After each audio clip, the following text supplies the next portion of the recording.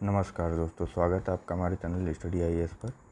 दोस्तों, ये हमारा विजन आईएएस का पीटी 365 का सीरीज़ चल रहा था, जिसमें कि हम पॉलिटी सब्जेक्ट को डिस्कस कर रहे थे। ये हमारा इस सीरीज का 8वां लेक्चर है, ठीक है। और इसके पहले हमारे 7 लेक्चर ऑलरेडी आ चुके हैं, जिसमें कि हमने अब तक निर्वाचन के बारे में जाना है। तो आज देख लेते हैं 6वां चैप्टर हमारा किस बारे में है। 6th चैप्टर, तो यह महत्वपूर्ण विधान और विधेयक से संबंधित है, ठीक। तो इसमें पहला टॉपिक क्या है? सूचना का अधिकार अधिनियम में संशोधन, amendment to the RTI act. सुर्खियों में क्या है? तो देखिए, संसद द्वारा सूचना का अधिकार संशोधन विधेयक 2019 पारित कर दिया गया है। तो सूचना आयोग के बारे में जान लेते हैं सबसे पहले तो हम, क्या है ये। देखिए, केंद्रीय सूचना आयोग या सीआईसी के बारे में क्या क्या है। तो पहला पॉइंट है कि सीआईसी को सूचना का अधिकार अधिनियम 2005 के प्रावधानों के तहत स्थापित किया गया। किस अधिनियम के तहत? तो सूचना का अधिकार अधिनियम 2005 के तहत। नेक्स्ट पॉइंट क्या है? तो आयोग का गठन एक मुख्य सूचना आयुक्त और 10 से अनधिक कितने 10 से अनधिक सूचना आयुक्तों से मिलकर होता है। एक मुख्य सूचना आयुक्त होगा, और 10 से अनधिक सूचना आयुक्तों से मिलकर होता है। इनकी नियुक्ति कौन करता है? तो इनकी नियुक्ति राष्ट्रपति द्वारा एक समिति की अनुशंसा पर की जाती है, ठीक। इस समिति में कौन कौन शामिल होता है? तो अध्यक्ष के रूप में प्रधानमंत्री, लोकसभा में विपक्ष के नेता, प्रधानमंत्री के द्वारा नामित केंद्रीय कैबिनेट मंत्री सम्मिलित होते हैं। कौन कौन? तो अध्यक्ष के रूप एक अध्यक्ष होता है जो कि प्रधानमंत्री होता है, लोकसभा में विपक्ष का नेता होता है, प्रधानमंत्री द्वारा नामित केंद्रीय कैबिनेट का मंत्री शामिल होता है, ठीक। नियुक्ति कौन करता है? राष्ट्रपति करता है। कौन से अधिनियम में गठित किया गया था? तो सूचना का अधिकार अधिनियम 2005 के तहत केंद्रीय सूचना आयोग का गठन किया गया था, जिसमें एक मुख्य चुनाव आयुक्त होता है और 10 से अनधिक सूचना आयुक्त, यानी 10 से ज़्यादा नहीं होंगे सूचना आयुक्त किसी भी दशा में, ठीक। नेक्स्ट क्या है? तो इन्हें विधि, विज्ञान और प्रौद्योगिकी, सामाजिक सेवा, प्रबंधन, पत्रकारिता, मास मीडिया अथवा प्रशासन एवं शासन में व्यापक ज्ञान व अनुभव के साथ साथ सार्वजनिक जीवन में उत्कृष्ट व्यक्ति होना चाहिए। और लास्ट बट सबसे ज़्यादा इम्पोर्टेंट क्या है कि ये पुनर्नियुक्ति के लिए अर्ह नहीं होते हैं, मतलब इनकी दोबारा नियुक्ति नहीं हो सकती है। तो चलिए अभी संशोधन क्या किया गया उसे देख लेते हैं। तो देखिए, आरटीआई की निश्चित कार्यकाल की समाप्ति कर दी गई है। आरटीआई अधिनियम में अभी जो संशोधन किया उसे देखते हैं। तो निश्चित कार्यकाल, सबसे पहला संशोधन तो ये किया गया कि निश्चित कार्यकाल को समाप्त कर दिया गया है। आरटीआई अधिनियम के तहत मुख्य चुनाव आयुक्त और सूचना आयुक्तों का कार्यकाल 5 वर्षों के लिए निर्धारित किया गया है। हालांकि संशोधन द्वारा इस प्रावधान को समाप्त कर दिया गया। वो 2005 के संशोधन में 5 वर्षों के लिए निर्धारित किया गया था। अब हालिया संशोधन द्वारा इस प्रावधान को समाप्त कर दिया गया है और निर्धारित किया गया है केंद्र सरकार सीआईसी और आईसीएस की पदावधियों को केंद्र सरकार द्वारा सीआईसी और आईसीएस की पदावधि को अधिसूचित किया जाएगा। मतलब केंद्रीय मुख्य सूचना आयुक्त और सूचना आयुक्त की पदावधि के बारे में किसके द्वारा सूचित किया जाएगा? केंद्र सरकार के द्वारा। वेतन का निर्धारण अगला संशोधन जो हुआ है। तो आरटीआई अधिनियम के अनुसार सीआईसी, केंद्रीय सूचना आयुक्त और सूचना आयुक्तों का वेतन क्रमशः मुख्य निर्वाचन आयुक्त और निर्वाचन आयुक्तों के वेतन के समान होगा। इसी प्रकार राज्य मुख्य सूचना आयुक्त और राज्य सूचना आयुक्तों का वेतन क्रमशः राज्य के निर्वाचन आयुक्तों और मुख्य सचिव के समान होगा। इस संशोधन के माध्यम से केंद्र और राज्य स्तर के मुख्य सूचना आयुक्त व सूचना आयुक्तों के वेतन, भत्ते एवं अन्य सेवा शर्तों का निर्धारण करने हेतु केंद्र सरकार को सशक्त बनाया गया है। नेक्स्ट क्या संशोधन किया गया? तो देखिए, संशोधित अधिनियम के तहत निम्नलिखित सूचना के अधिकार नियम प्रस्तुत किए गए हैं। कौन कौन से प्रस्तुत किए गए हैं? पहला तो यह सेवा की शर्तों को निर्धारित करने के लिए सरकार को पूर्ण शक्ति प्रदान करता है, जो नियमों में स्पष्ट रूप से समाविष्ट नहीं, यानी कि अवशिष्ट शक्तियों के प्रयोग के रूप में यह शक्तियाँ मिलेंगी सरकार को। इस प्रकार के मामलों में केंद्र सरकार का निर्णय सूचना आयुक्तों के लिए बाध्यकारी होगा सेवा शर्तों के मामले में, ठीक है। दूसरा क्या है? सरकार नियमों के प्रावधानों की प्रवर्तनीयता को शिथिल करने हेतु प्राधिकृत है। और लास्ट क्या है? सभी नियमों की अंतिम विवेचना का अधिकार भी केंद्र सरकार में निहित होगा, ठीक है। ये चलते हैं अपने नेक्स्ट टॉपिक की तरफ। तो नेक्स्ट टॉपिक है हमारा 6.1.1। इसमें सूचना के अधिकार से संबंधित हालिया निर्णय यानी कि सुप्रीम कोर्ट के निर्णय के बारे में बात की जा रही है। तो देखिए क्या है, केंद्रीय लोक सूचना अधिकारी तथा भारत के उच्चतम न्यायालय बनाम सुभाष चंद्र अग्रवाल वाद में सूचना न्यायालय की फिर से देख लेते हैं। तो केंद्रीय लोक सूचना अधिकारी तथा भारत के उच्चतम न्यायालय बनाम सुभाष चंद्र अग्रवाल वाद में उच्चतम न्यायालय की 5 न्यायाधीशों की कितने 5 न्यायाधीशों की संविधान पीठ ने निर्णय दिया कि भारत के मुख्य न्यायाधीश यानी कि CJI का कार्यालय सूचना के अधिकार की अधिनियम धारा 2H के अधीन एक लोक प्राधिकारी माना जाएगा। ठीक है, निम्नलिखित सूचनाएं RTI के अधीन प्रकट की जा सकती हैं। सारी सूचनाएं नहीं प्रकट की जाएंगी, केवल कुछ ही सूचनाएं जिसे उच्चतम न्यायालय ने बताया भी है। तो देखिए क्या है, पहली तो न्यायाधीशों और CJI की निजी संपत्ति की सूचना जो उनके निजता के अधिकार का उल्लंघन नहीं करती है। कोलेजियम द्वारा अनुशंसित न्यायाधीशों के नाम,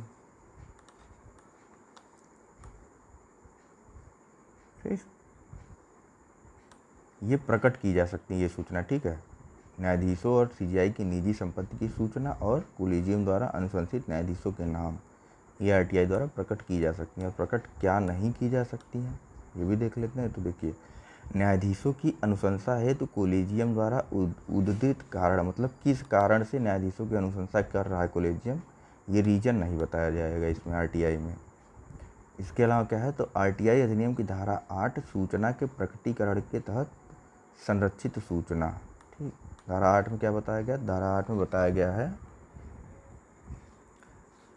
कि सूचना जो व्यक्तिगत सूचना से संबंधित है, जिसका प्रकटन लोक क्रियाकलाप या हित से संबंध नहीं रखता है, या जिससे व्यक्ति की एकांतता या का अनावश्यक अतिक्रमण होगा, जब तक कि यथास्थिति केंद्रीय लोक सूचना अधिकारी या राज्य सूचना अधिकारी या अपीली प्राधिकारी को यह समाधान नहीं हो जाता कि ऐसी सूचना का प्रकटन विस्तृत लोकहित के लिए न्यायोचित है। मतलब क्या है, तो मतलब धारा 8 में ये बताया गया है कि जो सूचनाएं व्यक्तिगत या निजी हित से संबंधित हैं तो उन सूचनाओं को प्रकट तब तक नहीं किया जाएगा जब तक कि सूचना अधिकारी को यह विश्वास नहीं हो जाता कि इस सूचना को बताना जो है विस्तृत लोकहित के लिए न्यायोचित होगा, मतलब लोकहित के लिए न्यायोचित होगा। नेक्स्ट पॉइंट क्या है, तो DAV कॉलेज ट्रस्ट और मैनेजमेंट सोसाइटी बनाम डायरेक्टर ऑफ पब्लिक इंस्ट्रक्शन वाद में उच्चतम न्यायालय के निर्णय के अनुसार सरकार से निधि प्राप्त करने वाले गैर सरकारी संगठनों को RTI के दायरे के अंतर्गत ला दिया गया है। ठीक है, सरकार से जो फंडिंग प्राप्त करते थे NGOs, उनको भी RTI के अंदर लाया गया है। किस वाद में, तो DAV कॉलेज ट्रस्ट और मैनेजमेंट सोसाइटी बनाम डायरेक्टरेट ऑफ पब्लिक इंस्ट्रक्शन वाद। वैसे केस नहीं पूछा जाएगा जहाँ तक की संभावना रहती है। वर्तमान में क्या स्थिति है, तो वर्तमान में गैर सरकारी संगठनों को विदेशी अभिदाय विनिमय अधिनियम यानी कि FCRA और विदेशी मुद्रा प्रबंधन अधिनियम के प्रावधानों के अधीन नियंत्रित किया जाता है। किससे FCRA और FEMA के अंतर्गत नियंत्रित किया जाता है। ठीक है, नेक्स्ट क्या है, नेक्स्ट है कि इस निर्णय का प्रभाव यह होगा कि NGOs को RTI अधिनियम के तहत अपने लेखों का रिकॉर्ड बनाए रखना होगा और प्रत्येक नागरिक को उनके विषय में जानकारी प्राप्त करने का भी अधिकार होगा। तो धारा 2H के बारे में जान लेते हैं। सबसे पहले तो ऊपर चर्चा हुई थी, जो CJI का कोर्ट है वो CJI का जो कार्यालय है वो धारा 2H में आएगा। ठीक है, लोक प्राधिकारी के अंतर्गत आएगा। तो RTI की धारा 2H के अधीन लोक प्राधिकारी का अर्थ किसी भी ऐसे प्राधिकरण या निकाय या स्वायत्त सरकारी संस्था से है जिसे सरकार द्वारा या उसके अधीन संसद द्वारा निर्मित किसी अन्य विधि द्वारा, राज्य विधानमंडल द्वारा निर्मित किसी अन्य विधि द्वारा तथा समुचित सरकार द्वारा जारी की गई अधिसूचना या किए गए आदेश द्वारा स्थापित या गठित किया गया है। और इसके अंतर्गत, मतलब इसमें भी सब पॉइंट है, और इसके अंतर्गत ऐसा कोई भी निकाय शामिल है जो समुचित सरकार के स्वामित्वाधीन, नियंत्रणाधीन या उसके द्वारा प्रत्यक्ष या अप्रत्यक्ष रूप से उपलब्ध कराई गई निधियों द्वारा सार्वभौमिक रूप से वित्त पोषित है। ठीक है, मतलब गवर्नमेंट द्वारा फंडेड है।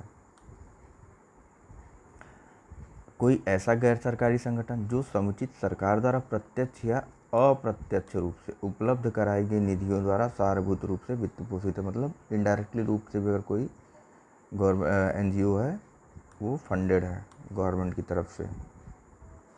पहले में तो ये है कि सरकार के स्वामित्व में है या फिर नियंत्रण में, कंट्रोल में है, ठीक है। प्रत्यक्ष या अप्रत्यक्ष द्वारा उपलब्ध कराएगी उसकी फंडिंग से वित्त पोषित हो रहा है। दूसरा गैर सरकारी संगठनों के बारे में यानी एनजीओ के बारे में है। ये भी प्रत्यक्ष या अप्रत्यक्ष रूप से अगर उपलब्ध कराएगी किसी प्रकार की फंडिंग पाते हैं सरकार से तो ये भी लोक प्राधिकारी माने जाएंगे, ठीक। अब आरटीआई अधिनियम सारभूत वित्त पोषण को परिभाषित नहीं करता है। ये भी है कि आरटीआई अधिनियम में सारभूत वित्त पोषण को परिभाषित नहीं किया गया है। नेक्स्ट पॉइंट क्या है, तो उच्चतम न्यायालय ने अपने निर्णय में सारभूत वित्त पोषण की परिभाषा के दायरे में वृद्धि की तथा उसके अनुसार यह प्रत्यक्ष और अप्रत्यक्ष दोनों हो सकता है। किसने वृद्धि की थी, तो उच्चतम न्यायालय ने। नेक्स्ट पॉइंट क्या है, तो आरटीआई अधिनियम की धारा 8(1)(j) ये हम पहले डिस्कस कर चुके हैं। नेक्स्ट पॉइंट क्या है, तो कोई भी व्यक्ति जो भारत का नागरिक है आरटीआई के लिए आवेदन कर सकते हैं। यानी आरटीआई आवेदन करने के लिए क्या होना चाहिए, भारत का नागरिक होना चाहिए।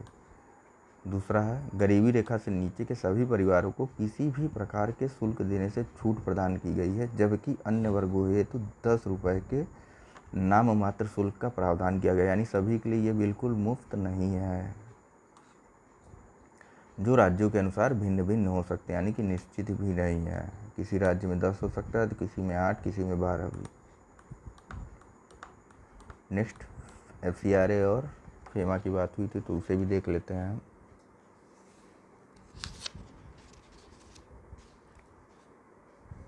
एफसीआरए का फुल फॉर्म क्या है, फॉरेन कंट्रीब्यूशन रेगुलेशन एक्ट। कब आया था ये, तो 2010 में आया था।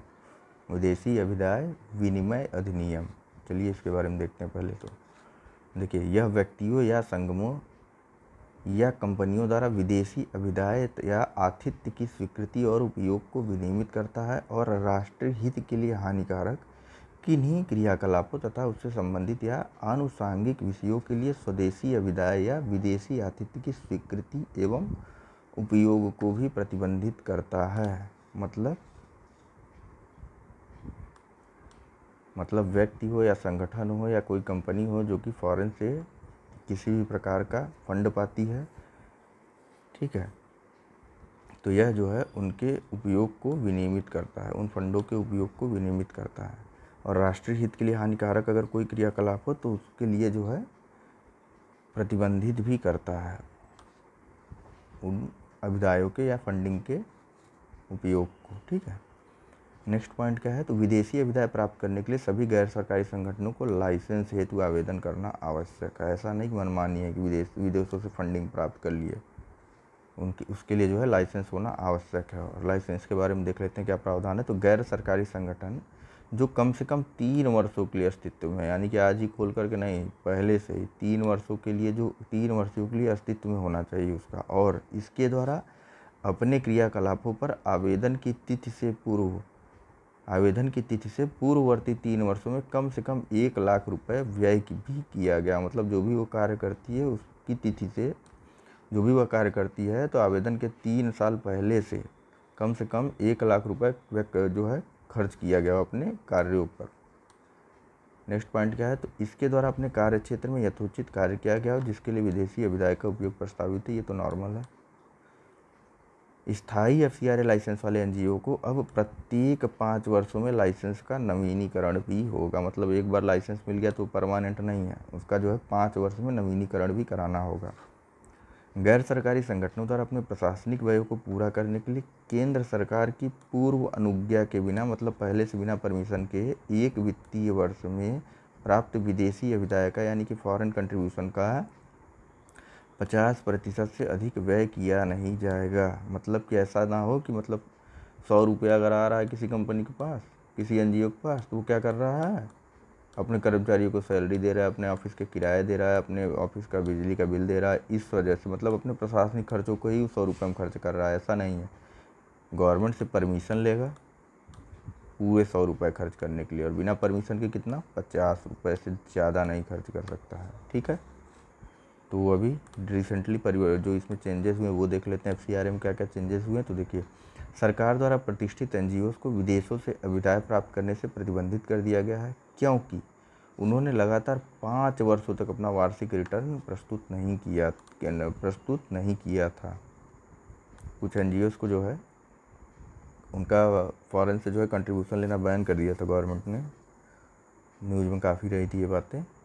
क्यों किया गया था, तो देखिए क्योंकि उन्होंने लगातार 5 साल तक अपना वार्षिक रिटर्न ही नहीं दिया था। दूसरा पॉइंट क्या है, तो एनजीओ द्वारा उन बैंक खातों का प्रमाणन करना आवश्यक होगा जिनमें विदेशी धन प्राप्त होता है। ये नॉर्मल पॉइंट है। नेक्स्ट है कि वर्ष 2017 में गृह मंत्रालय ने परिपत्र जारी किया था जिसके अनुसार एफसीआरए के तहत पंजीकृत सभी एनजीओ को एक प्राधिकृत बैंक खाते से ही विदेशी आदाय प्राप्त करना चाहिए। नेक्स्ट है कि एनजीओ को यह घोषणा करते हुए एक शपथ पत्र दायर करना होगा कि कोई भी व्यक्ति धार्मिक परिवर्तन के किसी भी कार्य में शामिल नहीं है या सांप्रदायिक असमंजस्य के अपराध में अभियोजित नहीं किया गया है। ठीक है। नेक्स्ट फेमा के बारे में देख लेते हैं। तो क्या है फेमा का full form? Foreign exchange management act. क्या है? Foreign exchange management act. ठीक है, चलिए देखते हैं इसके बारे में क्या पॉइंट है। सबसे पहले तो देखते हैं ये होता क्या है। तो देखिए, इसे विदेशी व्यापार और भुगतान को सुविधाजनक बनाने के लिए बनाया गया प्रयोजनार्थ विदेशी मुद्रा से संबंधित कानूनों को समेकित एवं संशोधित करने हेतु अधिनियमित किया गया था। किस लिए? तो विदेशी व्यापार और भुगतान को सुविधाजनक बनाने के लिए। फेमा के तहत पंजीकृत कुछ गैर सरकारी संगठन भी वित्त मंत्रालय के अंतर्गत आते हैं। गैर सरकारी संगठनों संबंधी अन्य विनिमय क्या क्या है? तो देखिए, श्रम अधिनियम के अनुसार जो है लेबर लॉ के अकॉर्डिंग 20 से अधिक कर्मचारियों को नियोजित करने वाली किसी भी गैर सरकारी संगठन को कर्मचारी भविष्य निधि का अनुपालन करना चाहिए।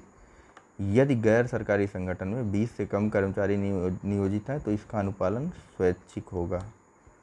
दूसरा क्या है पॉइंट? प्रत्यायन। हाल ही में विजय कुमार समिति, कौन सी समिति? विजय कुमार समिति की अनुशंसाओं के आधार पर गैर सरकारी संगठनों के लिए एक नया प्रत्यायन दिशा निर्देश निर्धारित किया गया है, जिसमें नीति आयोग को सरकार से निधि प्राप्त करने के इच्छुक गैर सरकारी संगठनों के पंजीकरण और प्रत्यायन के उद्देश्य से नोडल एजेंसी के रूप में नामित किया गया है। किसे? नीति आयोग को। ठीक है, ये क्या हो गया? हाँ, किसे नामित नियुक्त किया गया है? नीति आयोग को नियुक्त किया गया है। तो चलिए देखते हैं नेक्स्ट क्या है? आरटीआई और न्यायपालिका के बारे में बताया गया है।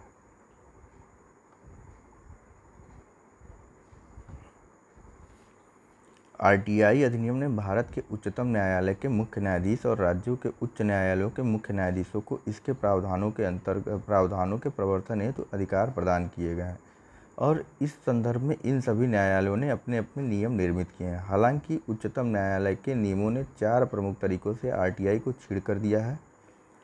आरटीआई अधिनियम के विपरीत ये नियम निम्नलिखित के संबंध में उपबंध नहीं करते। किसके संबंध में? सूचना प्रदान करने के लिए समय सीमा, एक अपीली तंत्र और सूचना प्रदान करने में विलंब या सूचना देने में अनुचित अस्वीकृति के लिए अर्थदंड तथा यथोचित कारण यानी कि गुड कॉज शोन के आधार पर नागरिकों के लिए आकस्मिक प्रकटीकरण करना। देखिए, आरटीआई अधिनियम की धारा 23 किसी भी न्यायालय को इस अधिनियम के अधीन किए गए किसी भी आदेश के संबंध में कोई वाद, आवेदन या अन्य कार्रवाई स्वीकार करने से वर्जित करता है। देखिए, आरटीआई एक्ट 23 में क्या दिया है कि किसी भी न्यायालय को इस अधिनियम के अधीन दिए गए किसी भी आदेश के संबंध में कोई वाद या आवेदन या अन्य कार्रवाई स्वीकार करने से वर्जित करता है। यद्यपि इस तथ्य से एक विरोधाभास भी उत्पन्न होता है, क्योंकि भारतीय संविधान उच्चतम न्यायालय और उच्च न्यायालयों को किसी भी कानून का अधिरोहण करने का अधिकार प्रदान करता है। इसके अतिरिक्त उच्चतम न्यायालय के अनुसार उच्च न्यायालय के रजिस्ट्रार जनरल का निर्णय अंतिम होगा। किसका निर्णय? उच्च न्यायालय के रजिस्ट्रार जनरल का निर्णय अंतिम होगा और केंद्रीय सूचना आयोग के किसी भी स्वतंत्र अपील के अधीन नहीं होगा। ये पिछले वाले टॉपिक का था, यहाँ पे आ गया था जो कि मिसप्रिंट हो गया है। ठीक है, नेक्स्ट पॉइंट देख लेते हैं क्या है।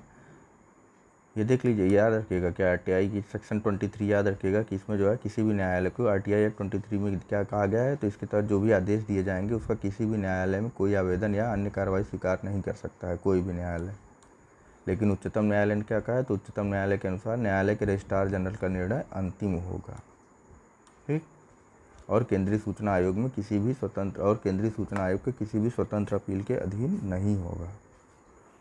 ठीक है, नेक्स्ट देख लेते हैं क्या है 6.2 मानवाधिकार संरक्षण संशोधन अधिनियम 2019 protection of human rights amendment act 2019। सुर्खियों में क्या है, तो देखिए राष्ट्रपति ने राष्ट्रीय मानवाधिकार आयोग की कार्यप्रणाली को अधिक समावेशी और कुशल बनाने हेतु मानवाधिकार संरक्षण संशोधन अधिनियम 2019 को मंजूरी दे दी है, मतलब राष्ट्रपति से इसकी मंजूरी मिल गई है। मौजूदा अधिनियम में संशोधन की आवश्यकता क्यों है भैया? देखिए वर्ष 2017 में जिनेवा में स्थित संयुक्त राष्ट्र की एक निकाय, कौन सा निकाय? संयुक्त राष्ट्र का है निकाय, global alliance of national human rights institution GANHRI, ये ह्यूमन राइट्स ये किसका निकाय है? तो ये है संयुक्त राष्ट्र का है एक संगठन। ठीक, GANHRI यानी कि global alliance of national human rights institution, global alliance of national human rights association. ठीक है, तो इसके द्वारा जो है NHRC को अपने कर्मचारियों के पद के मध्य जो है लैंगिक संतुलन और बहुलता सुनिश्चित करने में आयोग की विफलता तथा अपने सदस्यों के चयन में पारदर्शिता की कमी और बढ़ते राजनीतिक हस्तक्षेप के कारण ए ग्रेड दिया गया था, ए निगेटिव ग्रेड दिया गया था। ठीक है, ए ग्रेड प्रत्यायन प्रदान नहीं किया गया था। ठीक है, हालांकि फरवरी 2018 में GANHRI द्वारा NHRC को पुनः ए ग्रेड प्रत्यायन दे दिया गया है।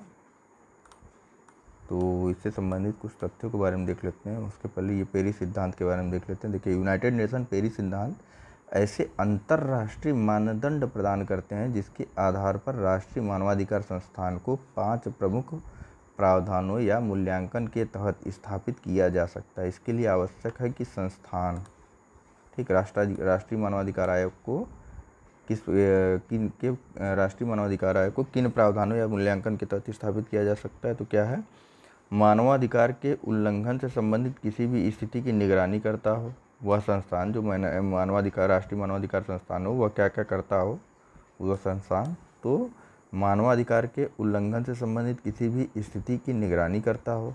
दूसरा पॉइंट क्या है, वह कानून एवं सामान्य अनुपालन पर तथा अंतर्राष्ट्रीय मानवाधिकार निर्देशों के कार्यान्वयन से संबंधित मुद्दों पर एवं विशिष्ट मानवाधिकार उल्लंघनों पर सरकार को सलाह प्रदान करता हो। तीसरा पॉइंट, क्षेत्रीय और अंतर्राष्ट्रीय संगठनों से संबंध स्थापित करने में सक्षम हो। तीसरा पॉइंट, वह मानवाधिकार के क्षेत्र में शिक्षित और सूचित करने में सक्षम हो। और पांचवा पॉइंट क्या है कि कुछ संस्थानों को अर्धन्यायिक शक्तियाँ प्रदान की जानी चाहिए। ये पांचों सिद्धांत जिस संस्थान में होंगे वो राष्ट्रीय मानवाधिकार आयोग माना जा सकता है यूनाइटेड नेशन के पेरिस सिद्धांत के तहत। ठीक है, नेक्स्ट क्या है, तो 1993 के मूल अधिनियम में संशोधन, amendments of the original act. संशोधन क्या क्या किए गए? तो सबसे पहले तो किया गया है NHRC के संरचना के बारे में ही संशोधन कर दिया गया है। तो क्या संशोधन किया गया? सबसे पहले देखते हैं 1993 के मूल अधिनियम में कैसी संरचना थी, फिर 2019 के बारे में देखेंगे। देखिए मूल अधिनियम के अनुसार उच्चतम न्यायालय के सेवानिवृत्त मुख्य न्यायाधीश को NHRC का अध्यक्ष नियुक्त किया जाता है, जबकि 2019 के संशोधित अधिनियम के अनुसार उच्चतम न्यायालय का सेवानिवृत्त मुख्य न्यायाधीश या तो वो सेवानिवृत्त मुख्य न्यायाधीश होगा या न्यायाधीश, ये NHRC के अध्यक्ष हो सकते हैं। ठीक है, मूल अधिनियम के अनुसार NHRC के सदस्यों के रूप में 2 वैसे व्यक्तियों को नियुक्त किया जाएगा जिन्हें मानवाधिकारों का ज्ञान हो। और 2019 के संशोधन में क्या किया गया है? देखिए संशोधन के माध्यम से 3 सदस्यों को नियुक्त करने की अनुमति प्रदान, कितने? 3, पहले कितने थे? 2। ठीक, तो 3 सदस्यों को नियुक्त करने की अनुमति प्रदान की गई जिनमें कम से कम 1 महिला सदस्य भी होगी। अभी याद है ना कि ऊपर ग्रेडिंग नहीं मिली थी ए, इसी के लिए जो है संशोधन किया गया था। तो वही है ये कि कम से कम एक महिला सदस्य होगी। और तीसरा पॉइंट क्या है संशोधित अधिनियम में, तो देखिए संशोधित अधिनियम के अनुसार एनएचआरसी के पदेन सदस्यों के रूप में पिछड़ा वर्ग आयोग व राष्ट्रीय बाल अधिकार संरक्षण आयोग के अध्यक्षों और दिव्यांग व्यक्तियों के लिए मुख्य आयुक्त को भी शामिल किया गया है। ठीक है, किसे किसे, तो राष्ट्रीय पिछड़ा वर्ग आयोग, राष्ट्रीय बाल अधिकार संरक्षण आयोग के अध्यक्षों, ठीक, इन दोनों आयोग के अध्यक्ष रहेंगे। और इसके साथ साथ दिव्यांग व्यक्तियों के लिए जो मुख्य आयुक्त होंगे वो भी इसमें शामिल होंगे। मूल अधिनियम में क्या था, तो मूल अधिनियम के अनुसार विभिन्न आयोगों जैसे राष्ट्रीय अनुसूचित जाति आयोग, राष्ट्रीय अनुसूचित जनजाति आयोग और राष्ट्रीय महिला आयोग के अध्यक्ष को एनएचआरसी के पदेन सदस्य के रूप में शामिल किया गया था। अब देख लेते हैं स्टेट ह्यूमन राइट्स कमीशन के अध्यक्ष के बारे में।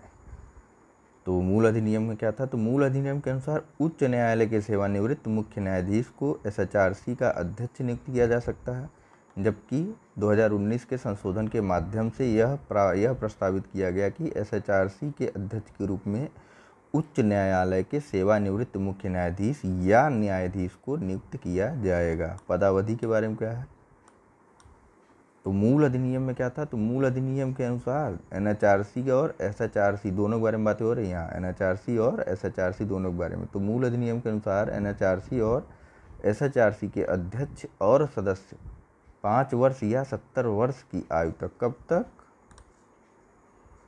5 वर्ष या 70 वर्ष की आयु तक, जो भी पहले हो। ऐसा नहीं कि पहले 5 वर्ष हो गया लेकिन अभी 70 साल के नहीं हुए तो पद पे बने रहेंगे, नहीं, 5 वर्ष अगर पहले हो गया तो आपको 5 वर्ष उसी समय जाना होगा। ठीक है, और अगर 70 साल पहले हो गया तो आप ये नहीं कह सकते कि नहीं भैया अभी तो मेरे 5 वर्ष बचे हुए हैं, अभी 2 साल बचा हुआ है, नहीं, ऐसा नहीं, आपको तब भी जाना होगा।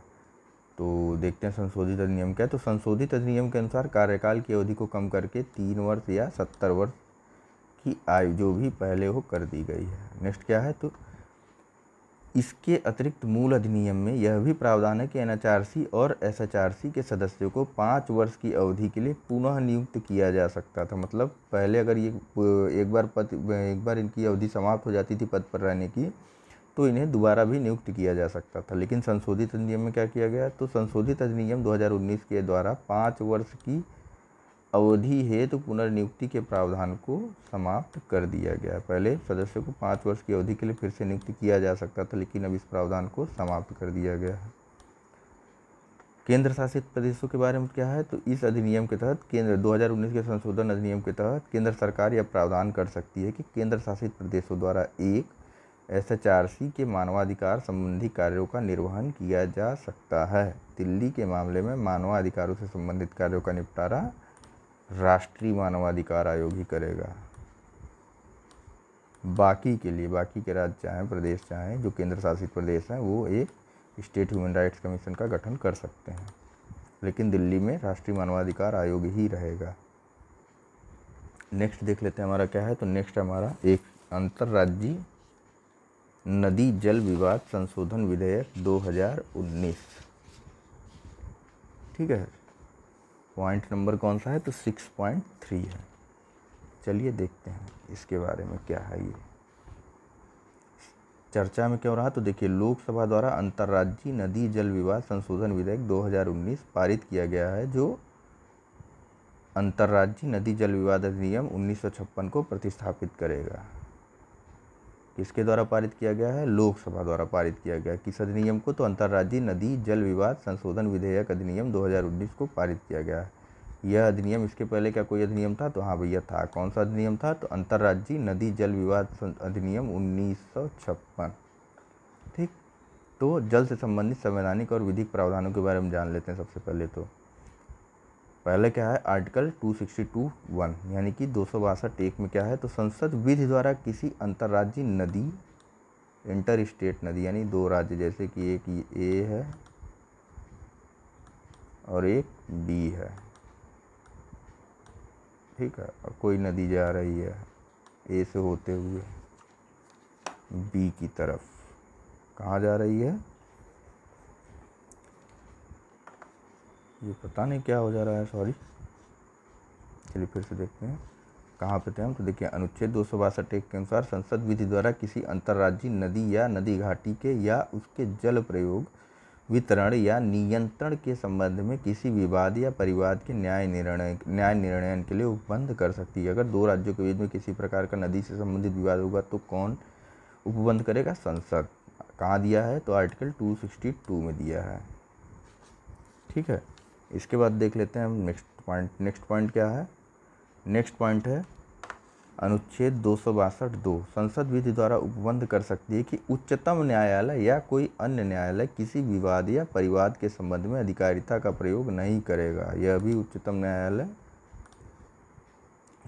प्रबंध कर सकती है। ठीक है, इसके बाद क्या है? तो अनुच्छेद 262 के तहत निम्नलिखित 2 अधिनियम अधिनियमित किए गए। कौन कौन से? 262 के तहत 2 अधिनियम बनाए गए थे संसद द्वारा। कौन कौन सा? तो नदी बोर्ड अधिनियम 1956,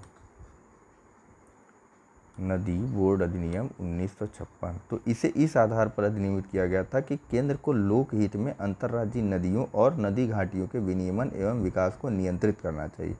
हालांकि अभी तक एक भी नदी बोर्ड का गठन नहीं किया गया। अधिनियम तो बना दिया गया लेकिन नदी बोर्ड का गठन नहीं किया गया है। ठीक है, किस लिए बनाया गया था? तो केंद्र को लोकहित में अंतर्राज्यीय नदी और नदी घाटियों के रेगुलेशन और डेवलपमेंट को नियंत्रित करना चाहिए, इसलिए इस अधिनियम को बनाया गया था। लेकिन अभी तक एक भी नदी बोर्ड का गठन नहीं किया गया है, सिर्फ अधिनियम बना है। नेक्स्ट देखते हैं क्या है। नेक्स्ट पॉइंट है कि नेक्स्ट कौन सा नियम बना था? तो अंतर्राज्यीय नदी जल विवाद अधिनियम 1956। ठीक, inter state river water dispute act. ठीक, यह अधिनियम ऐसे विवादों के समाधान हेतु अधिकरणों का गठन, किसका? ट्रिब्यूनल्स का गठन करने के लिए केंद्र सरकार को, केंद्र सरकार को शक्ति प्रदान करता है कि ऐसे विवादों के संबंध में उच्चतम न्यायालय के अधिकार क्षेत्र को भी इससे यह ऐसे विवादों के संबंध में उच्चतम न्यायालय के अधिकार क्षेत्र को भी इससे पृथक करता है। ठीक है, इसी अधिनियम के तहत केंद्र न्यायालय एक ट्रिब्यूनल का बना सकते हैं जो है उन राज्यों के बीच विवादों का समाधान कर दे। ठीक है, नेक्स्ट पॉइंट देखते हैं क्या है। नेक्स्ट पॉइंट है कि अनुच्छेद 262 के बावजूद जल विवादों का न्याय निर्णय करना उच्चतम न्यायालय के अधिकार क्षेत्र में, जबकि 262 में इस पर यहाँ पे स्पष्ट रूप से ये बताया गया था कि यह ऐसे विवादों के संबंध में उच्चतम न्यायालय के अधिकार क्षेत्र को भी इससे पृथक करता है। लेकिन भैया अनुच्छेद 262 के बावजूद जल विवादों का न्याय निर्णय करना उच्चतम न्यायालय के अधिकार क्षेत्र में है, बशर्ते कि पक्षकार द्वारा पहले जल अधिकरण के समक्ष अपील की गई हो। तत्पश्चात यदि उन्हें यह प्रतीत होता है कि निर्णय संतोषजनक नहीं है तो उनके द्वारा अनुच्छेद 136 के तहत उच्चतम न्यायालय में अपील की जा सकती है। ठीक है, तो अनुच्छेद 136 क्या है? तो यह अनुच्छेद भारत में किसी भी न्यायालय या अधिकरण द्वारा पारित आदेश, डिक्री या निर्णय के विरुद्ध अपील करने का विवेकाधिकार प्रदान करता है। नेक्स्ट पॉइंट देख लेते हैं क्या है। तो अंतर्राज्यीय नदी जल विवाद संशोधन विधेयक 2019 के मुख्य प्रावधानों के बारे में बात की गई है। यहाँ पे एक जो है इसमें जो है एक डिस्प्यूट रिजोल्यूशन कमेटी का गठन किया जाएगा। किसका? डिस्प्यूट रिजोल्यूशन कमेटी, DRC, विवाद समाधान समिति। तो इसके बारे में देख लेते हैं। केंद्र सरकार द्वारा विवादों को अधिकरण के समक्ष प्रस्तुत करने से पूर्व, मतलब अधिकरण के समक्ष अभी आया नहीं है, अधिकरण के समक्ष प्रस्तुत करने से पूर्व ही DRC की स्थापना की जाएगी। इस समिति का यह उत्तरदायित्व होगा कि वह विवादों को 1 वर्ष, हालांकि इस अवधि को 6 महीने तक एक बार में, ठीक, 6 महीने तक बढ़ाया जा सकता है। ठीक है, पहले तो 1 वर्ष, अगर विवाद का समाधान नहीं हुआ तो 6 महीने तक और बढ़ाया जा सकता है, के भीतर वार्ता के माध्यम से, किसके माध्यम से? वार्ता के माध्यम से हल करे और इस संबंध में केंद्र सरकार को अपनी रिपोर्ट प्रस्तुत करे। कौन सी कमेटी बनाई गई है? किस अधिनियम में बनाई गई? तो अंतर्राज्यीय नदी जल विवाद संशोधन विधेयक 2019 में बनाई गई। कौन सी कमेटी? विवाद समाधान समिति।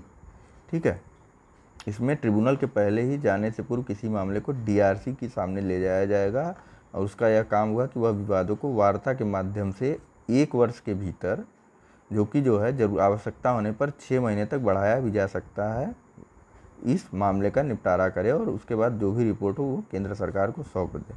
ठीक है, इसके बाद जो है एकल अंतर्राज्यीय जल विवाद अधिकरण की स्थापना की बात हो रही है यहाँ पे, ठीक है। अभी तक ढेर सारे अंतर्राज्यीय जल विवाद अधिकरण बने हुए हैं, आप लोगों को भी पता होगा। तो अब जो है क्या किया गया है, अब एकल अंतर्राज्यीय नदी जल विवाद अधिकरण की स्थापना की जाएगी। केंद्र सरकार द्वारा इस कौन स्थापना करेगा, तो केंद्र सरकार, ठीक है। केंद्र सरकार द्वारा इसकी स्थापना की जाएगी। सभी मौजूदा अधिकरणों को भंग भी कर दिया जाएगा, मतलब अभी जितनी मौजूदा अधिकरण है उनको भंग भी कर दिया जाएगा, तथा ऐसे मौजूदा अधिकरणों के समक्ष लंबित जल विवादों को नए अधिकरण में स्थानांतरित भी कर दिया जाएगा। अब क्या है, नेक्स्ट पॉइंट क्या है, तो अधिकरण को निर्णय लेने के लिए प्रदत्त सीमा, टाइमलाइन भी है इसके लिए, तो हाँ भैया टाइमलाइन भी है। प्रस्तावित अधिकरण को 2 वर्ष के भीतर विवाद पर अपना निर्णय देना होगा। इस अवधि को अधिकतम 1 वर्ष के लिए बढ़ाया जा सकता है। मतलब कुल कितना टाइमलाइन होगा इसके पास, 3 साल का टाइमलाइन होगा। कितना, 3 साल का, ठीक है। पहले तो 2 वर्ष और उसके बाद अगर आवश्यकता हुई तो 1 वर्ष। लेकिन इसके सामने आने से पहले किसी भी बात को डीआरसी के सामने ले जाया जाएगा, जो कि पहले तो 1 साल और फिर बाद में 6 महीने तक, ठीक है। अधिकरण का निर्णय अंतिम और बाध्यकारी भी होगा, ठीक है। डाटा संग्रह और डेटा बैंक का रखरखाव किस प्रकार से होगा, तो केंद्र सरकार द्वारा नियुक्त और अधिकृत एक एजेंसी द्वारा राष्ट्रीय स्तर पर प्रत्येक नदी बेसिन से संबंधित, राष्ट्रीय स्तर पर रखा जाएगा, प्रत्येक नदी बेसिन से संबंधित डाटा का संग्रह और डेटाबेस का रखरखाव भी किया जाएगा। नेक्स्ट देख लेते हैं क्या है हमारा, तो नेक्स्ट हमारा 6.4 में क्या है, ये माध्यस्थम की बात की गई इसमें, यानी कि माध्यस्थम अधिनियम यानी कि आर्बिट्रेशन एक्ट के बारे में बात की गई। क्यों की गई, क्यों चर्चा में रही भाई ये, तो देखिए सरकार द्वारा नई दिल्ली में अंतर्राष्ट्रीय माध्यस्थम केंद्र New Delhi international arbitration test centre यानी कि NDIAC एक्ट तथा माध्यम और सुलह संशोधन अधिनियम arbitration and conciliation amendment act को पारित किया गया है। तो जान लेते हैं NDIAC क्या है, इस अधिनियम के बारे में जानते हैं सबसे पहले। यह अधिनियम राष्ट्रीय महत्व के संस्थान के रूप में अंतर्राष्ट्रीय वैकल्पिक विवाद समाधान केंद्र यानी कि international centre for alternative dispute resolution ICADR के स्थान पर जो है NDIAC की परिकल्पना करता है, ठीक है। मतलब पहले जो क्या था, पहले अंतर्राष्ट्रीय वैकल्पिक विवाद समाधान केंद्र था, लेकिन अब इसकी जगह कौन ले लेगा, तो नई दिल्ली अंतर्राष्ट्रीय माध्यस्थम केंद्र ले लेगा, ठीक है। ICADR को मई 1995 में वैकल्पिक विवाद समाधान सुविधाओं के प्रचार और विकास के लिए सोसाइटी पंजीकरण अधिनियम 1860 के तहत एक सोसाइटी के रूप में पंजीकृत किया गया था। ये ICADR के बारे में बताया गया कुछ, ठीक है। नेक्स्ट पॉइंट क्या है, NDIAC के बारे में बात हो रही है कि यह पेशेवर, लागत प्रभावी और समयबद्ध ढंग से अंतर्राष्ट्रीय और घरेलू माध्यस्थम यानी कि आर्बिट्रेशन, मध्यस्थता, मीडिएशन और सुलह की कार्यवाही आयोजित करने के लिए सुविधा प्रदान करेगा। किस बारे में, मध्यस्थम आर्बिट्रेशन के लिए कहाँ इंटरनेशनल लेवल पे भी और घरेलू स्तर पर भी, ठीक है। मध्यस्थता भी कर सकता है और सुलह भी करवा सकता है, इन सब की कार्रवाई को सुविधा प्रदान करेगा कौन, NDIAC। इसकी अध्यक्षता एक ऐसे व्यक्ति द्वारा की जाएगी जो या तो उच्चतम न्यायालय या उच्च न्यायालय का न्यायाधीश रहा, पहली कंडीशन, या तो उच्चतम न्यायालय या उच्च न्यायाधीश का न्यायाधीश रहा हो, अथवा ठीक है, अथवा माध्यस्थम के माध्यम से यानी आर्बिट्रेशन के मामले में विशेष ज्ञान और अनुभव रखने वाला कोई प्रतिष्ठित व्यक्ति हो। मतलब ये कंपलसरी नहीं है कि अनिवार्य रूप से वह न्यायाधीश हो, नहीं भैया। अगर कोई ऐसा व्यक्ति है हमारे पास, हमारी नज़रों में कि जो है आर्बिट्रेशन के मामले में विशेष ज्ञान और अनुभव भी रखता है, तो उसकी भी नियुक्ति इसके अध्यक्ष के रूप में की जा सकती है, ठीक है। इस केंद्र किसके बारे में बात हो रही है, NDIAC के बारे में बात हो रही है, new Delhi international arbitration centre के बारे में। के अन्य उद्देश्य क्या क्या हैं, तो देखिए सबसे पहला तो एक चैम्बर ऑफ आर्बिट्रेशन के माध्यम से मान्यता प्राप्त मध्यस्थों, सुलहकर्ताओं और मध्यस्थों का एक पैनल बना के रखना, एक ये पैनल बनाएगा चैम्बर ऑफ आर्बिट्रेशन के माध्यम से, ठीक है। दूसरा क्या है, तो मध्यस्थों को प्रशिक्षित यानी मीडिएटर को ट्रेनिंग भी देगा, ठीक है। इनको ट्रेनिंग देने के लिए एक अकादमी की भी स्थापना होगी। मध्यस्थों को प्रशिक्षित करने के लिए एक आर्बिट्रेटर अकादमी की भी स्थापना करना, और साथ ही साथ वैकल्पिक विवाद समाधान और संबंधित मामलों के क्षेत्र में अध्ययन एवं सुधार को बढ़ावा दें, तो नॉर्मल सा पॉइंट है। सिंपल आप ये अकादमी की बात याद रखिएगा, चैम्बर ऑफ आर्बिट्रेशन के बारे में याद रखिएगा इसमें, और अध्यक्ष कौन हो सकता है ये याद रखिएगा। हो सकता है ICADR के बारे में पूछ ले तो इसकी स्थापना मई 1995 में हुई थी, और किस अधिनियम कहाँ पंजीकृत था, तो सोसाइटी अधिनियम में ये पंजीकृत किया गया था। ठीक है, आगे चलते हैं, आगे देखते हैं क्या है। तो वैकल्पिक विवाद समाधान को बढ़ावा देने के लिए राष्ट्रीय और अंतर्राष्ट्रीय स्तरों के अन्य संस्थानों एवं संगठनों के साथ सहयोग को बढ़ावा देगा। ये सब कॉमन पॉइंट है, ये सब आप लोग जनरली देख सकते हैं, कॉमन सेंस से हल किए जा सकते हैं। ठीक है, ज़रा ध्यान से बस ऑप्शन को पढ़िएगा, आप फाइंड आउट कर लेंगे।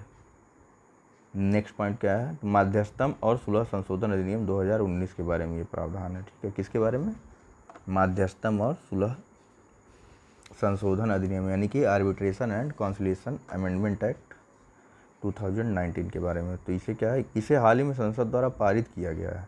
यह घरेलू और अंतर्राष्ट्रीय माध्यस्थम से निपटने के लिए माध्यस्थम और सुलह अधिनियम 1996 में, इसके पहले था एक अधिनियम, कौन सा अधिनियम था, माध्यस्थम और सुलह अधिनियम 1996 में संशोधन किया गया इसके माध्यम से। किसके माध्यम से, माध्यस्थम और सुलह संशोधन अधिनियम 2019 के माध्यम से। ठीक है, इसे भारतीय माध्यस्थम परिषद यानी कि आर्बिट्रेशन काउंसिल ऑफ इंडिया नामक एक स्वतंत्र, इसके तहत जो है भारतीय माध्यस्थम परिषद arbitration council of India ACI, ठीक है, नामक एक स्वतंत्र निकाय की स्थापना की जाएगी। किसके तहत, माध्यस्थम और सुलह संशोधन अधिनियम 2019 के तहत।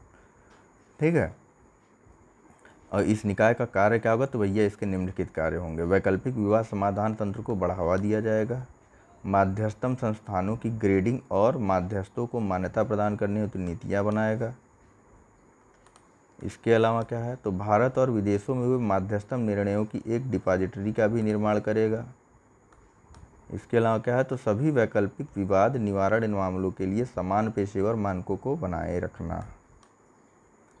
ठीक, अब नेक्स्ट पॉइंट, मेजर पॉइंट क्या है, तो देखिए मध्यस्थों की नियुक्ति अब उच्चतम न्यायालय द्वारा नामित मध्यस्थ संस्थानों द्वारा की जाएगी, जो पहले पक्षकारों द्वारा स्वयं की जाती थी। ठीक है, पहले पक्षकार अपना आर्बिट्रेटर खुद नियुक्त कर लेते थे, लेकिन नहीं, अब ये उच्चतम न्यायालय द्वारा नामित मध्यस्थ संस्थान के द्वारा की जाएगी। ठीक है, उच्चतम न्यायालय नामित नहीं करेगा, उच्चतम न्यायालय द्वारा नामित मध्यस्थ संस्थान द्वारा की जाएगी। ठीक है, नेक्स्ट क्या है, तो अंतर्राष्ट्रीय वाणिज्यिक मध्यस्थम यानी कि इंटरनेशनल कॉमर्शियल आर्बिट्रेशन के लिए समय प्रतिबंध को समाप्त करने, यह जो है अंतर्राष्ट्रीय वाणिज्यिक मध्यस्थम यानी कि इंटरनेशनल कॉमर्शियल आर्बिट्रेशन के लिए समय प्रतिबंध को समाप्त करने का प्रयास करता है।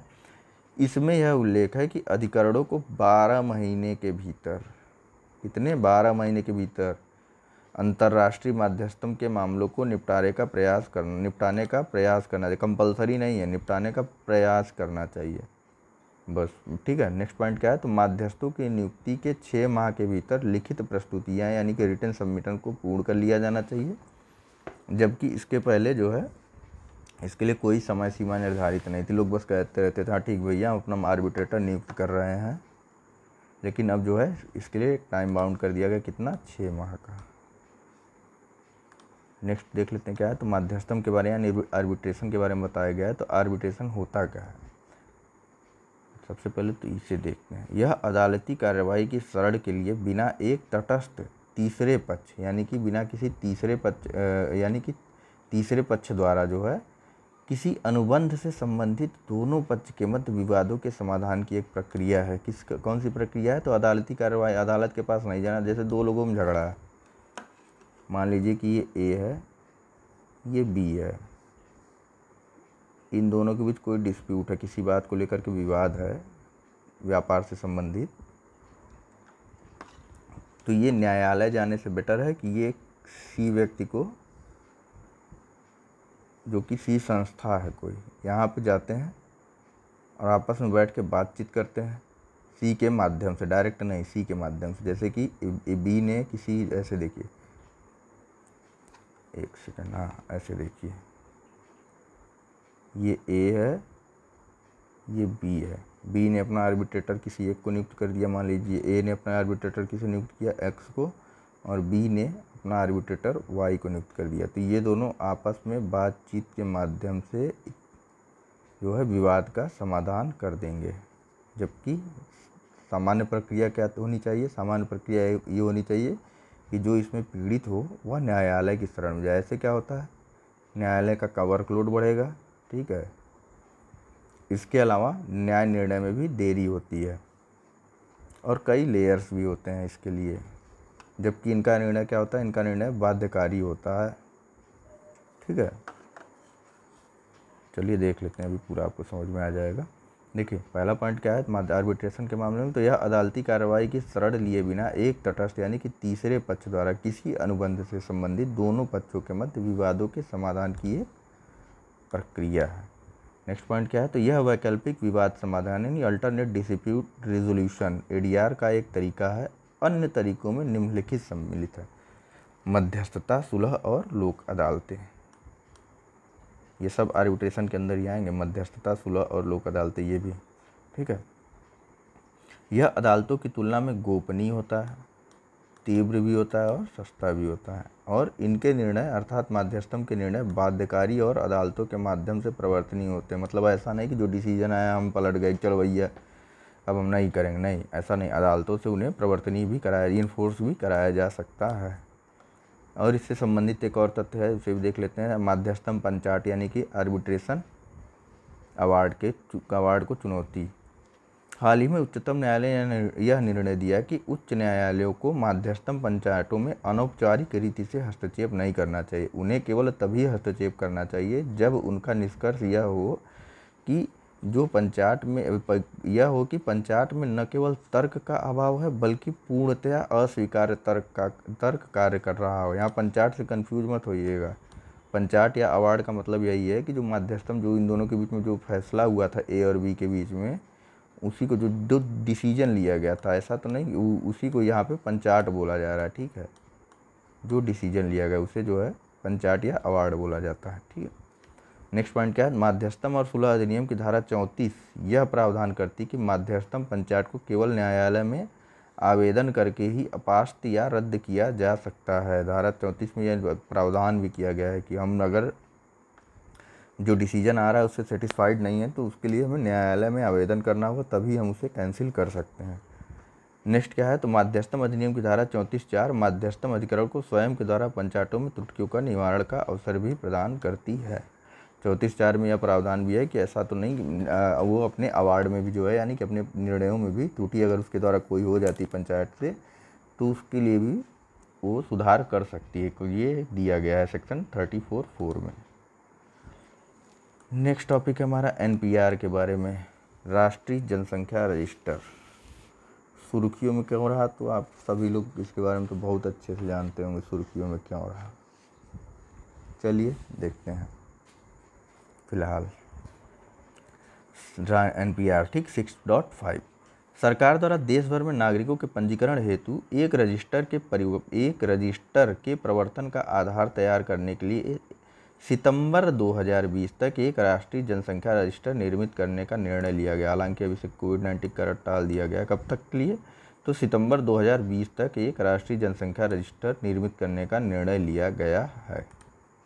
तो अब इसके बारे में देखते हैं, पृष्ठभूमि क्या है इसकी। तो हालिया वर्ष 2016 में सरकारी लाभों के अंतरण हेतु प्रमुख साधन के रूप में सरकार द्वारा आधार का चयन किया गया था, जबकि एनपीआर की धीमी प्रगति के कारण एनपीआर के प्रवर्तन को रोक दिया गया था। कब, 2016 में। आरजीआई यानी कि रजिस्ट्रार जनरल ऑफ इंडिया, ठीक है, आरजीआई द्वारा अगस्त 2019 में जारी अधिसूचना के माध्यम से इस योजना को अब पुनर्जीवित किया गया है।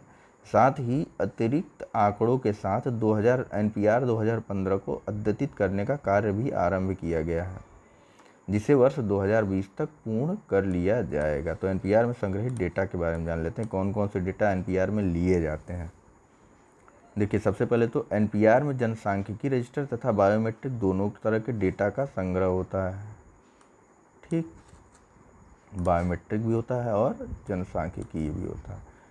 और जनसांख्यिकी आंकड़ों की 15 विभिन्न श्रेणियां होती हैं जो नाम, जन्म स्थान, शिक्षा, व्यवसाय आदि अनेक आधारों पर भिन्न भिन्न होंगी। और बायोमेट्रिक डेटा है, तो नेक्स्ट पॉइंट क्या है, तो बायोमेट्रिक डेटा है तो ऐसा तो नहीं क्या एनपीआर के लिए फिर से हमको बायोमेट्रिक डेटा देना होगा, नहीं, एनपीआर बायोमेट्रिक डेटा है तो यह जो है आधार पर निर्भर होगा, जिसके लिए निवासियों के आधार विवरण का उपयोग किया जाएगा। नेक्स्ट क्या है, तो यह जन्म एवं मृत्यु प्रमाण पत्रों के सिविल रजिस्ट्रेशन सिस्टम को भी अद्यतित करने का कार्य कर रहा है।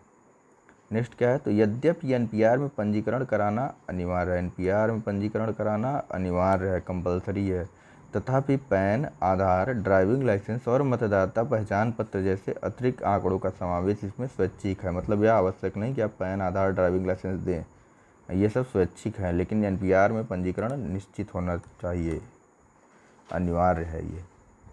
ठीक है, नेक्स्ट देखते हैं। तो राष्ट्रीय जनसंख्या रजिस्टर के बारे में दिया गया है, वो तो डेटा क्या क्या चाहिए होता है उसमें वो था। तो देखिए, कारगिल युद्ध के पश्चात मंत्रियों के एक समूह यानी ग्रुप ऑफ मिनिस्टर द्वारा मंत्रियों का एक समूह यानी कि ग्रुप ऑफ मिनिस्टर GOMs गठित किया गया था, जिसने नागरिकों के एक राष्ट्रीय रजिस्टर के सृजन को सुविधाजनक बनाने तथा अवैध प्रवासन को नियंत्रित करने हेतु भारत के सभी निवासियों के पंजीकरण की अनिवार्य पंजीकरण की अनुशंसा की थी। कब, तो कारगिल युद्ध के पश्चात। ठीक, इसके द्वारा यह अनुशंसा की गई थी, किसके द्वारा, ग्रुप ऑफ मिनिस्टर्स के द्वारा यह अनुशंसा की गई थी कि यह सभी भारतीय नागरिकों को एक बहुउद्देशीय राष्ट्रीय पहचान पत्र यानी कि multipurpose national identity card MPNIC प्रदान किया जाना चाहिए तथा गैर नागरिकों हेतु विभिन्न रंगों एवं डिजाइन के पहचान पत्र जारी किए जाने चाहिए। दोनों को पहचान पत्र जारी किया जाएगा, भारतीय नागरिकों के लिए कौन सा, तो मल्टीपर्पस नेशनल आइडेंटिटी कार्ड, और गैर नागरिकों के लिए विभिन्न रंगों के लिए डिजाइन के लिए। ये कब किया गया था, ये कारगिल युद्ध के बाद किया गया था, प्रस्तावित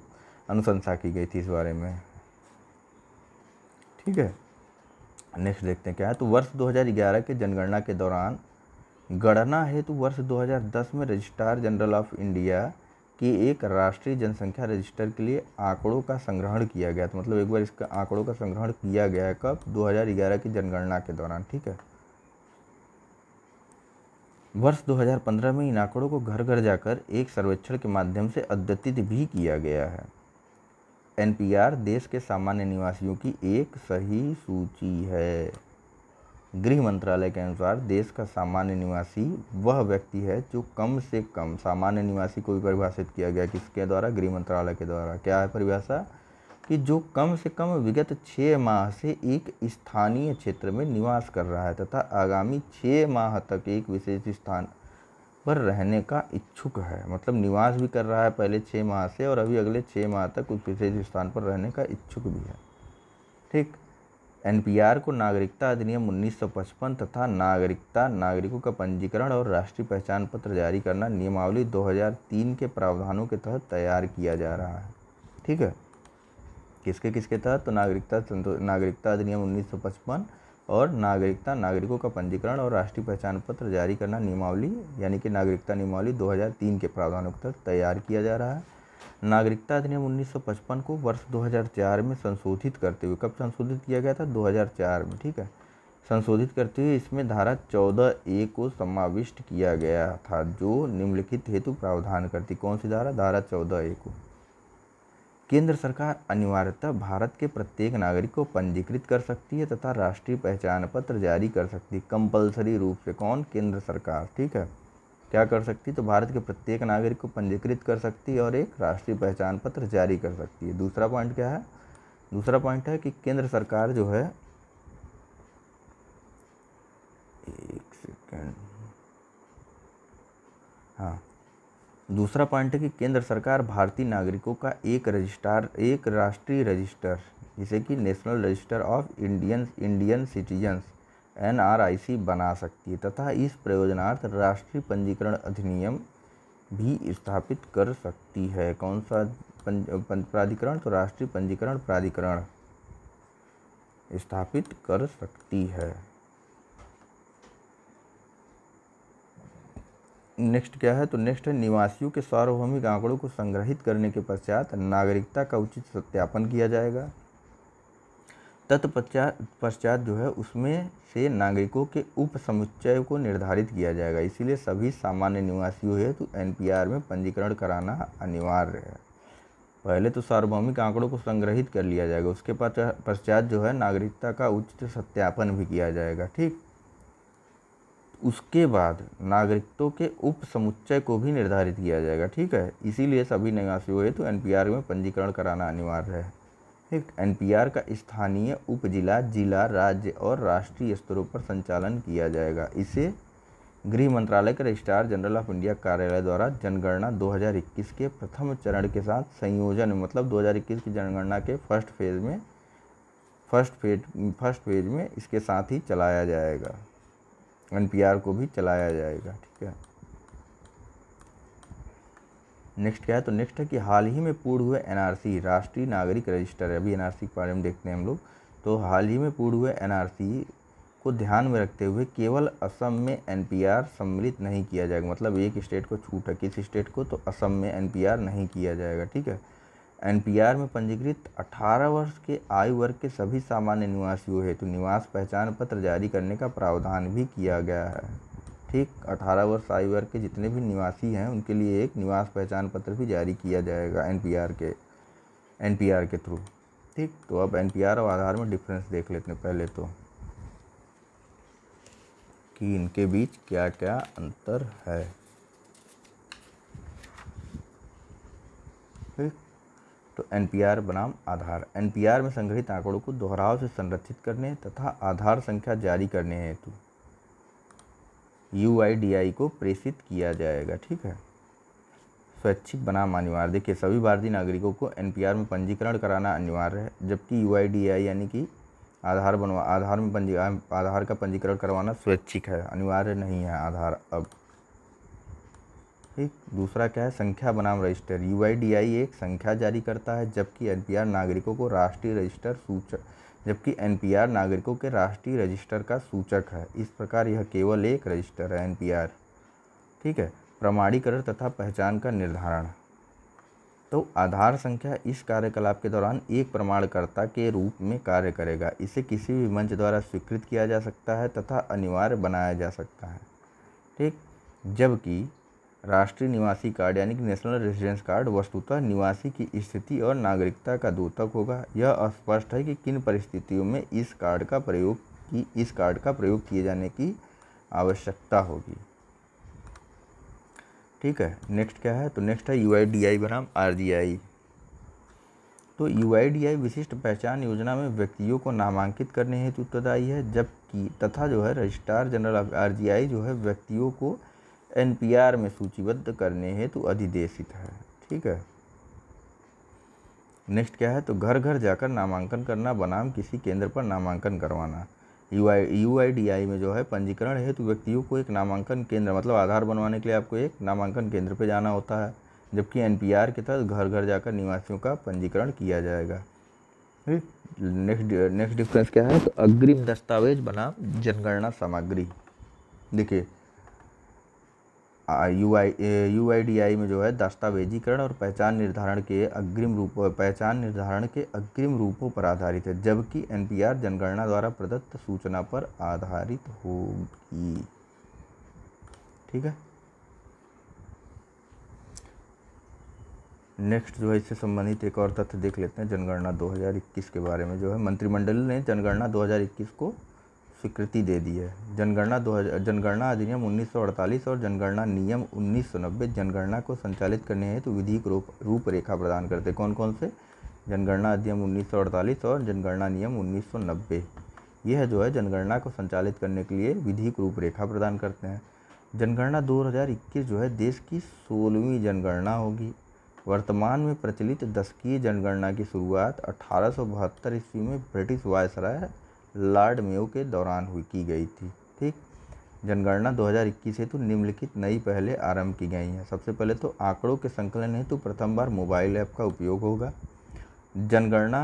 जनसंख्या गणना चरण के दौरान यानी कि जनगणना के दौरान जो है जनता के लिए ऑनलाइन स्वगणना की भी सुविधा उपलब्ध होगी। इसके अलावा क्या है, तो जनगणना गतिविधियों में सम्मिलित सभी पदाधिकारियों को विभिन्न भाषाओं में सहायता प्रदान करने हेतु एकल स्रोत के रूप में जनगणना निगरानी और प्रबंधन पोर्टल का भी निर्माण किया जाएगा। अभी तो हमने आधार और जनगणना की एनपीआर के बारे में डिफरेंस देखा था, तो अब नीचे क्या है, एनपीआर जनगणना से किस प्रकार भिन्न है ये भी जान लेते हैं हम लोग। देखिए, हालांकि जनगणना एक वृहद कार्य है, किंतु इसमें व्यक्तिगत पहचान संबंधी विवरणों को शामिल नहीं किया जाता है। दूसरी ओर एनपीआर में प्रत्येक व्यक्ति के पहचान संबंधी विवरणों को संग्रहित करने हेतु अभिकल्पित किया है। ठीक, नेक्स्ट क्या है, तो नेक्स्ट है जनगणना संबंधी आंकड़े गोपनीयता खंड द्वारा संरक्षित होते हैं। सरकार ने यह प्रतिबद्धता की है कि वह व्यक्तियों की कुल गणना हेतु एक व्यक्ति से प्राप्त सूचना को प्रकट नहीं करेगी जनगणना के लिए।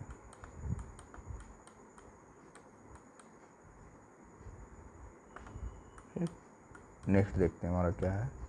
नेक्स्ट हमारा राष्ट्रव्यापी राष्ट्रीय नागरिक रजिस्टर 6.6.5.1 का, यानी कि नेशन वाइड एनआरसी के बारे में है हमारा नेक्स्ट टॉपिक।